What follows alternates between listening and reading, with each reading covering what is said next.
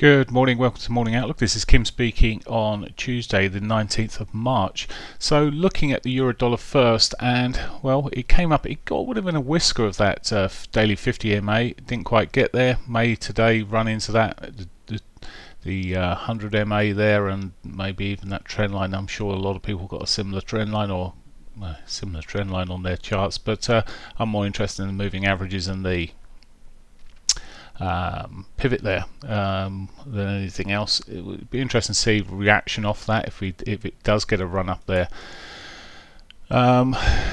Side of that, well, we're still effectively running in high lows, higher highs here in the short term. I think with the way things are moving, there's not until we see the comments coming out on Wednesday evening from the Fed. It'll be interesting to see what sort of reaction we get, but it's expected to be dovish from the Feds, and I think that's largely coming through these markets at the moment, allowing them to continue pushing up, although fundamentally there's flaws. But for now it's pushing up. It may be a bit of a relief that the Brexit situation's probably going to get an extension of 9 to 12 months and back to normal for 9 to 12 months maybe. We'll see. That's the euro dollar. Now, yep, that's pretty much it. Pound wise, pound, well, it sort of took a bit of a recovery off its monthly pivot yesterday afternoon there, and has been easing its way back up. It looks like, I was looking yesterday to see if we got a break of these highs here at 1330. And there's still got potential to do so. Got buy orders sitting above those sort of levels, which could draw price. However, before that occurs, I would have liked to have seen the daily pivot hit, which is just below there at 32.42. It'd be nice to see that run off. Otherwise, it looks like it may be one of those days it could pop through there. Of course, we saw quite a bit of chop yesterday morning. We could see similar sort of occasion today in terms of pushing up, pull back. But with the Brexit thing off the table at the moment, it may look like it's almost back to normal for now. Almost. Dollar yen. Dollar yen, well, dollar yen is, well, solid, getting a bit of strength in there at the moment. A very small day yesterday, very little price action in real terms, and then we've seen this morning it sell off here, but again, we've seen sort of a weakness for the US dollar at the moment, as suggested with the euro there, and it's certainly showing through the 60-minute chart with lower highs, lower lows, which could see a continuation of this event even further. Now we have got the daily pivot above, so there's always a thing to be watching out for, and it may give a better sell point than trying to sell it at these lower levels, but if you were trying to do that, but certainly it's looking slightly softer in the short term, at least for now, leading into tomorrow. Okay, Aussie dollar. Aussie dollar, well, it's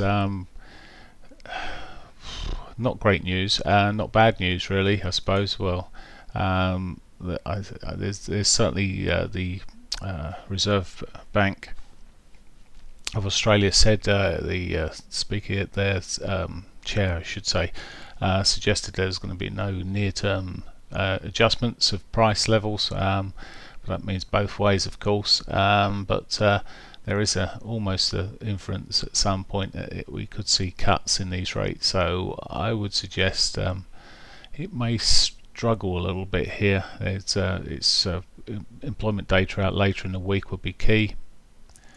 For now, it's less clear than some of the other markets that we're looking at in terms of what it's doing, chopping along even on this 60-minute all over its daily pivot at the moment.